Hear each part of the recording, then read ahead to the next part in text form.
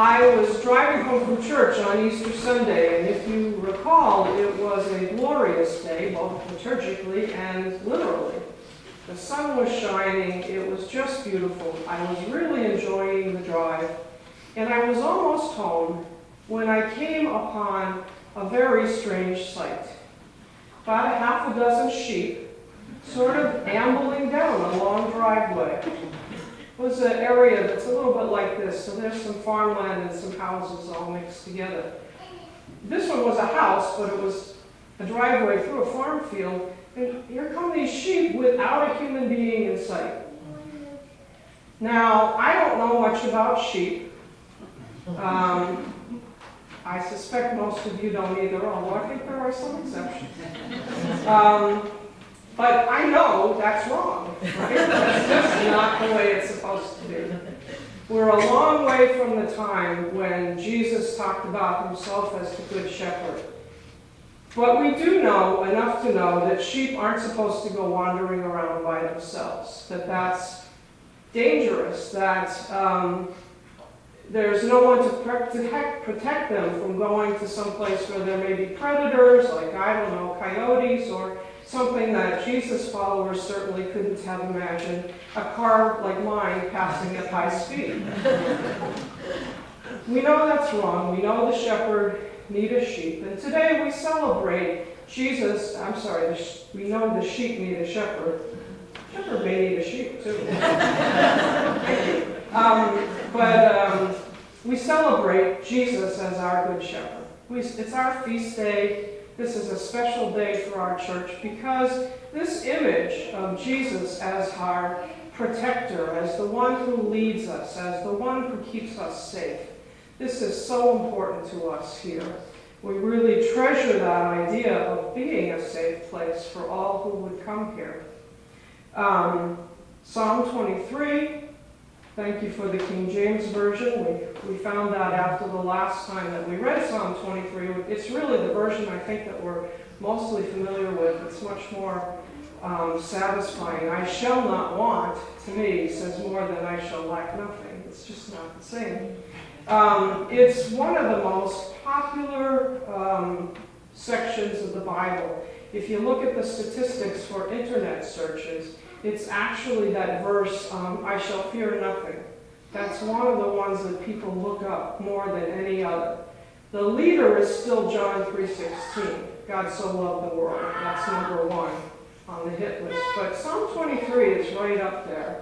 There was a tradition in Old Testament readings in other places of a shepherd, the Good Shepherd, as a beneficent royal leader. And we know that, for instance, David was the little shepherd boy before he became the great king. So it speaks to us of the leadership of Jesus, of God, but especially of Jesus in this case. And that passage from John, it's in a part of John's Gospel where Jesus talks about himself as the Good Shepherd. Those words aren't actually in the part that we heard today, but he's on that idea, and he also talks about himself as the gate. He's the gate that keeps out the bad shepherds. He comes, and he's the Good Shepherd. He speaks to his sheep. He knows their name. We know his voice, and we follow him. I was listening to some of the many beautiful settings, especially of Psalm 23, and also using the words, I am the Good Shepherd, when I was preparing my sermon last week. And I stumbled across one I'd forgotten. It's that beautiful setting of Psalm 23. That's the introduction to the Vicar of Dibley. Anybody here seen the Vicar of Dibley? I don't think of myself as the Vicar of Dibley. The Vicar of Hilltown. In that introduction to that series, this hymn plays, the Lord is my shepherd, I shall not want, and there's like a flyover, and you start out flying over one of their big highways, and you leave the highway, and you start to fly over some of the really pretty green English countryside, and it gets more and more rural, and finally you kind of fly into this precious little village and to the church. in your home. And I always think of this passage as being about leading us home, leading us to safe home. But here's the thing, that's not actually what it says.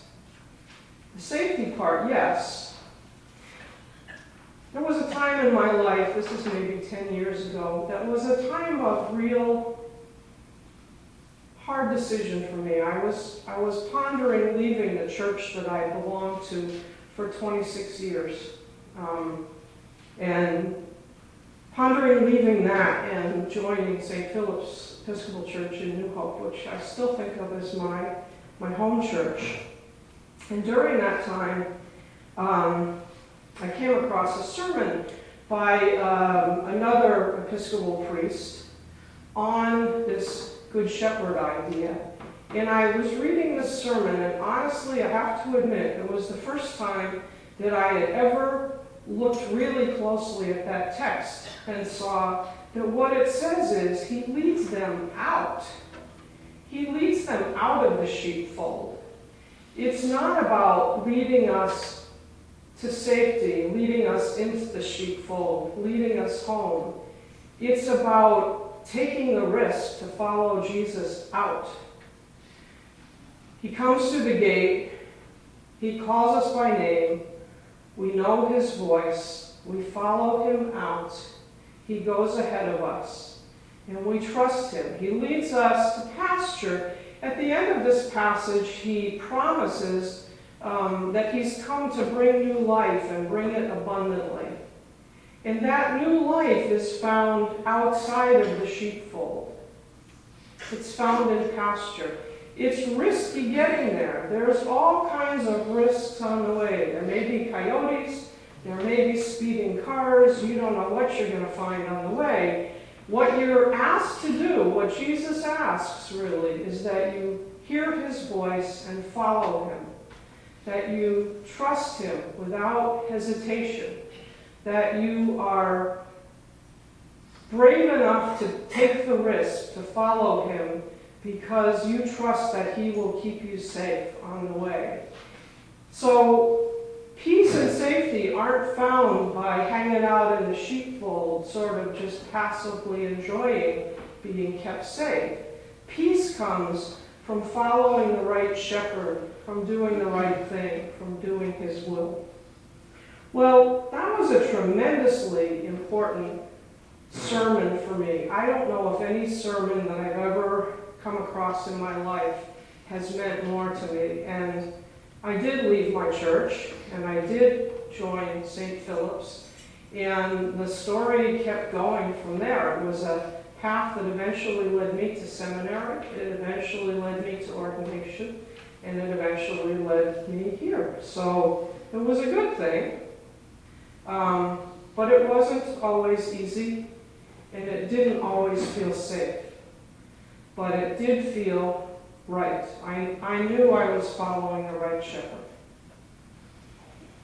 So, where is Jesus talking to us today? Where do we hear Jesus talking to us, calling us by name, calling us to do something that might be risky? Maybe to take on a new job. Maybe to leave an old job without exactly knowing where you're going next. Maybe Jesus is calling you to commit yourself to a new relationship. Maybe to leave behind a friendship or a relationship that isn't healthy. Maybe Jesus is calling you to forgive someone in your life who really doesn't deserve forgiveness. Or to pray for someone you don't like but who you know needs prayers. There are all kinds of ways that we might, as individuals, hear Jesus calling us, and what we're asked to do is to trust that voice and to trust that if we follow the shepherd, we will go beside still waters, we will be fed, we will be safe. And we don't go alone. We also had the reading from Acts about joining together the first disciples in the apostles' teaching, the fellowship, the prayer, and the breaking of the bread. And here we are, all these many years later, doing exactly the same thing. So may we always listen for the voice of the shepherd. May we hear him calling us by name. May we have the courage to follow without hesitation, trusting that he will lead us to that place where we'll find new life and find it abundantly. Amen.